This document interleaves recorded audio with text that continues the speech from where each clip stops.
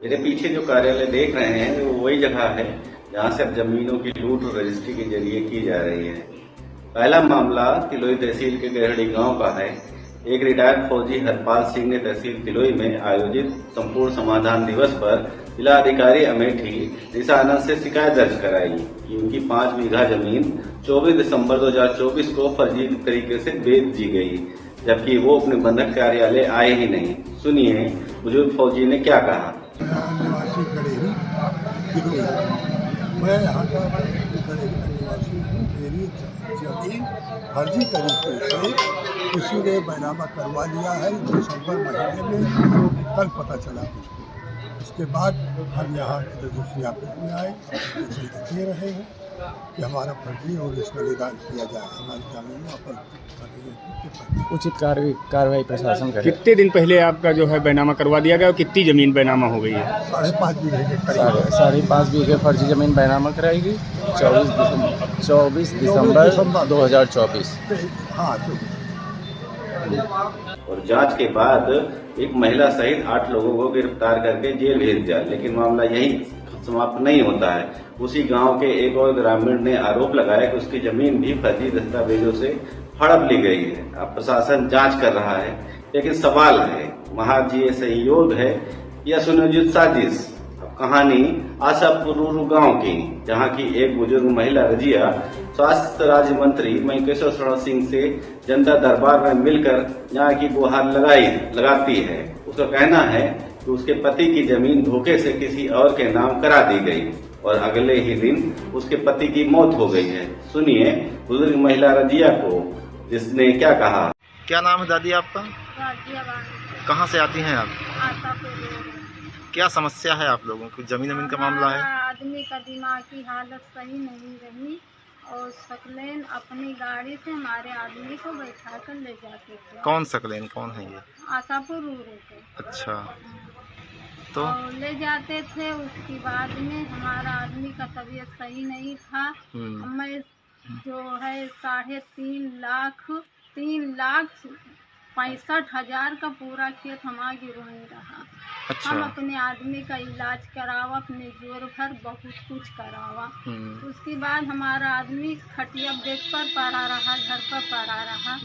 26 तारीख का हमारे आदमी 26 जनवरी की हमारे आदमी की इंतकाल हो गया। और उसके पहले कैसा हमारा खेत अपना नहीं लिखाया, लीन है अपने, मगर कोई दूसरे के नाम लिखा दिया। दूसरे के नाम लिखा दिया आपको खेत?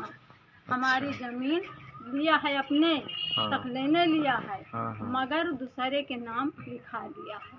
कितने हमारे में लिखाया? साथ इतना चालबाजी किया। कितने में लिखाया? पैसा वैसा मिला आपको? पैसा हमको एक नहीं मिला सर। अच्छा। हमका पैसा एक न मिला, न हमारे आदमी का एक पैसा मिला।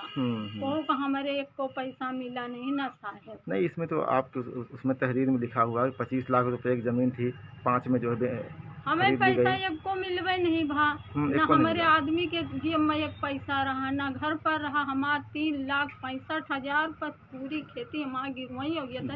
खेती हमारे 3 बच्चा, एक बिटिया था ना, हम परिवार लेके कहाँ का जावे। अच्छा, क्या नाम भैया आपका? अब ये सबसे बड़ा सवाल प्रशासन से है कि बिना असली मालिक के दस्तखत, बिना पहचान पत्र की पुष्टि रजिस्ट्री कैसे हो गई, फर्जी दस्तावेज पास कैसे हो जाते हैं। आखिर उप निबंधक कार्यालय में बैठे रजिस्ट्रार और सब रजिस्ट्रार की क्या जिम्मेदारी है? क्या उप निबंधक कार्यालय में आधार कार्ड और पैन कार्ड को वेरीफाई करने की कोई व्यवस्था नहीं है?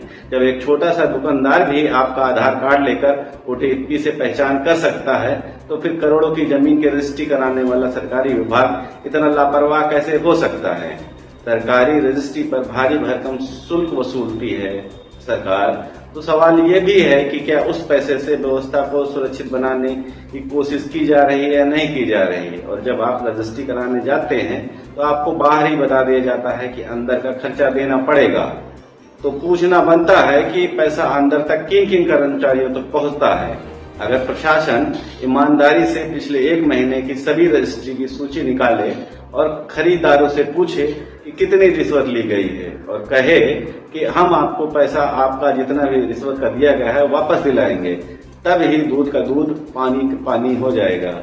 और ये कोई एक तहसील की बात नहीं है, रायबरेली में भी उप निबंधक कार्यालय पर फर्जी दस्तावेजों के जरिए जमीन हड़पने का आरोप लगा है। स्थानीय अखबार में छपी एक रिपोर्ट के मुताबिक आउटसोर्सिंग से भर्ती कर्मचारियों की भूमिका पर सवाल उठे हैं।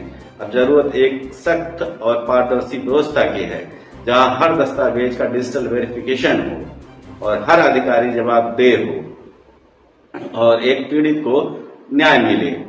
क्योंकि जब जमीन की लूट कागजों पर होने लग जाएगी तो आम आदमी कहां जाएगा। मैं हूं ऋषि कुमार, आप देख रहे थे रावली न्यूज।